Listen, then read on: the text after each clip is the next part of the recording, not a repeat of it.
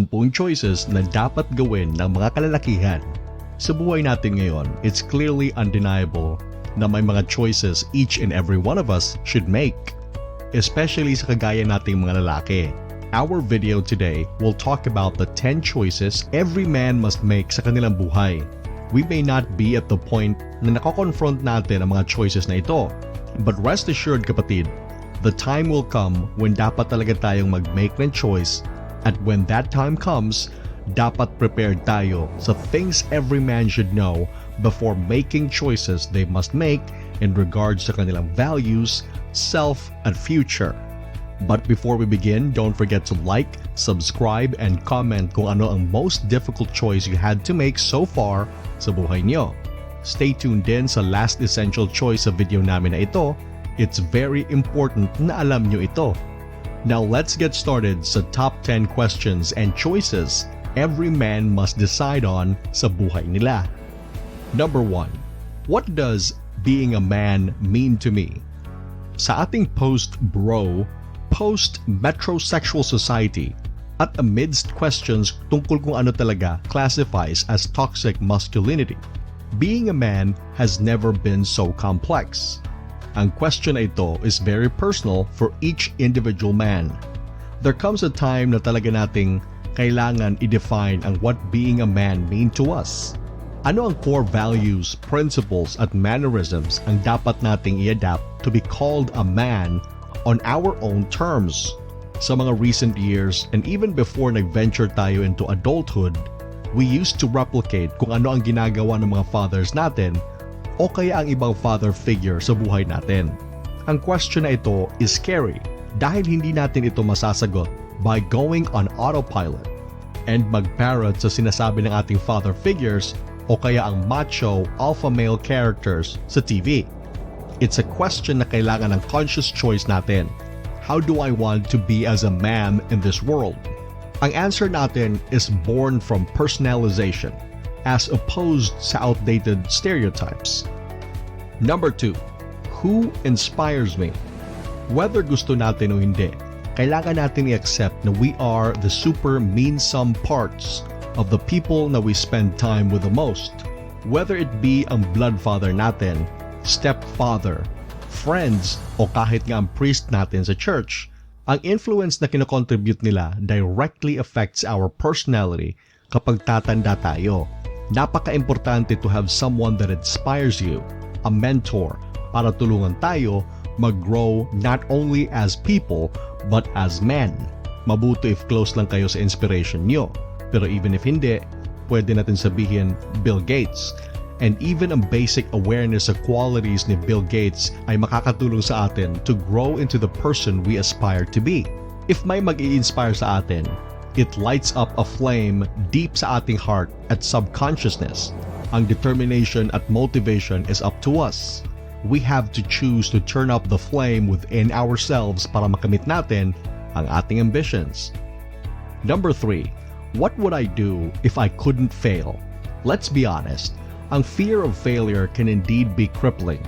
Pero ang ability natin to overcome our fear and chase our goals ay nagde-define sa ating character. Ang fear of failure ay most of the time ang sanhi ng karamihan sa lost opportunities sa ating buhay. Bakit hindi tayo mag-pursue sa job na gusto natin? Bakit hindi tayo nagsasalita when we need to? The answer sa mga personal problems na ito is easy. Dahil kasi ito sa fear natin. Dahil sa fear natin, we opt for the safe choice and ultimately a safe life. If nag-decide kayo na yan ang gusto nyo, then so be it. Pero kailangan natin ma-realize na failure isn't necessarily a bad thing. Dahil it's all about the learning experience we get after we fail. If mag-start tayo sa road sa ating buhay, that doesn't happen to work out the way we hoped for. Don't be discouraged. Maaring ninyong mapansin na during that journey, may nakita kayong lesson or even something more important than ang initial goal ninyo. Ang discovery na ito might become the start sa bagong chapter ng buhay nyo. Pero we would have never figured it out if hindi tayo nag-decide to go for it in the first place. Number 4. How satisfied am I with my life? Let's do a little exercise. Mag-imagine kayo ng circle at i-divide nyo ito into 8 segments. You can name them health, fun, recreation, love, kahit anong factor sa buhay nyo na kino-consider nyo as important. Tapos tanungin nyo ang sarili nyo kung how satisfied talaga kayo in each of these areas. On a scale of 0 to 10, halimbawa, hindi importante ang amount ng pera sa bank account mo, but what matters is how contented you are sa pera you have now. Ang activity na ito ay parang nagtitake kayo ng meta view sa buhay nyo, which instantly gives you the chance to be more in control. Number 5. Should I work for myself or others? Walang maling answer sa katanungan na ito. Based kasi ito sa inyong priorities. Both are brilliant dahil they can give you different outcomes. Ang trick is finding out kung anong option works for you. If pipili tayo sa option na hindi ideal sa atin, baka mag-spend tayo ng months or years wasting our days, wasting our life. Ang buhay natin will be much richer kapag ang ginagawa natin fits our values and life blueprint. How much responsibility ang gusto natin? Gusto ba natin mag-control sa ating oras? Do we like being told what to do? Or gusto natin may full creative freedom sa ginagawa natin?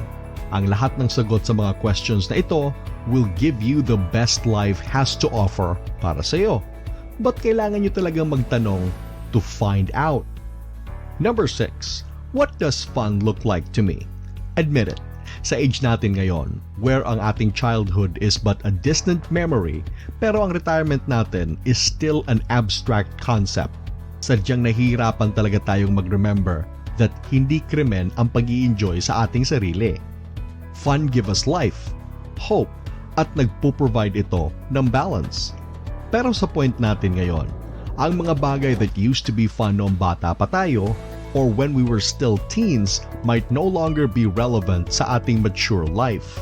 So as we approach 30 years of life sa planet na ito, tanungin natin ang ating sarili kung ano talaga ang ating definition sa fun. What do you love doing?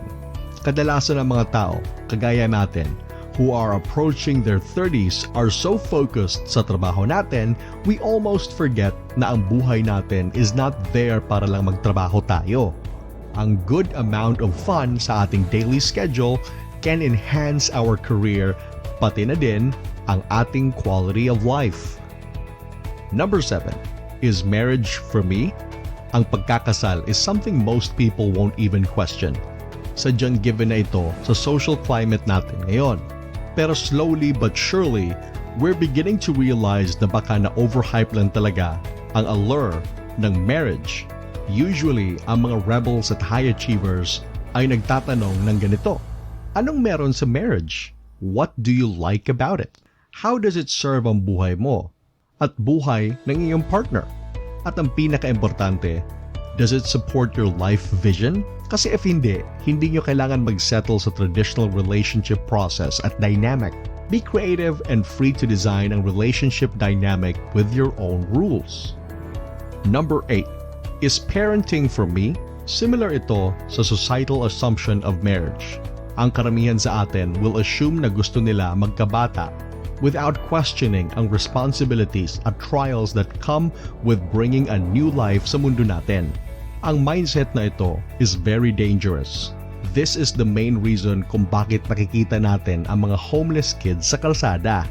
Kailangan natin i-accept that there are many terrible parents out there simply because if tinatanong natin sila ang question na ito, for sure, hindi talaga gustong magkabata. Ang knowledge sa answer na ito will help you decide kung saan kayo dapat mag-commit sa buhay mo. If gusto nyo talaga ng bata, you can plan for it. If ayaw nyo, then you can save yourself the heartache and don't. Number 9. Am I healthy? Yes. Buhay tayo. Pero this does not automatically mean na we are thriving. Luckily, sa edad natin ngayon, pwede pa rin tayong mag-take massive changes para sa ating future health. Pero unless todo talaga ang determination at consciousness natin, ang seeds na we planted will not manifest later sa buhay natin. If hindi tayo nag-exercise ngayon, then by age 50, kapatid, it will show talaga. Start now at mag-invest kayo sa inyong health and your future. Number 10. What do I want to be able to say about my life when I'm 90? Ang tawag namin sa test na ito is the rocking chair test. Mag-imagine kayo na you're 90 years old at kinakausap ninyo ang inyong great-grandchildren at nagtatanong sila na, "What has your life been like, Lolo?" Ano kaya ang gusto nyong sabihin sa kanila? Na full of regret ang buhay nyo? Regret sa mga bagay you wish you had done pero wala kang courage to do it? Or gusto nyo ba silang sabihin na ang buhay nyo was well-lived, full of adventure, excitement, and joy? Kailangan natin i-accept na lahat tayo ay may limited time sa mundong ito. And the way we see it, pwede ninyong ispend ang inyong buhay arguing, comparing yourself to others on social media, and turning up every day to a job you hate. Or you can make the most sa buhay nyo while you still have the opportunity. At yan ang top 10 choices na dapat nating i-decide sa buhay natin ngayon. Sana may natutunan kayo sa video na ito. Thanks for watching and God bless.